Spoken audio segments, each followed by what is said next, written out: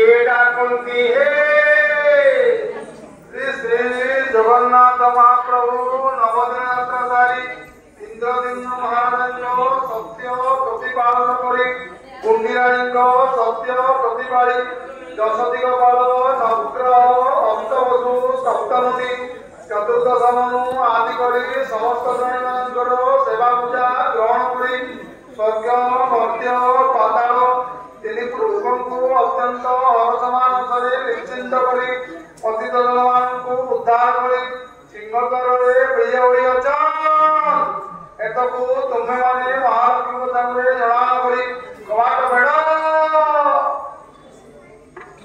श्री श्री लक्ष्मी ठाकुराणी तो तीन धूप पंच अवकाश सारी बढ़ाई सचराचर लोक मानकर चर्चा चिंता सारी रत्न पलंकरे पहुड़ी अवदान हेलेनी। ए समय कबाट कि रूपे फेड़ा हेब। तुम्हें समस्त दासी माने श्री श्री लक्ष्मी ठाकुराणी धाम को जाई मौड़ भांगी श्री श्री जगन्नाथ महाप्रभु विजय होइतिबार जणा करी कबाट फेड़। श्री श्री जगन्नाथ महाप्रभु तो तीन लोक 14 मंडल कर्ता सत्य प्रतिपादन करी विजय होई आशा करी अवदान होई अछन। तुम्हें माने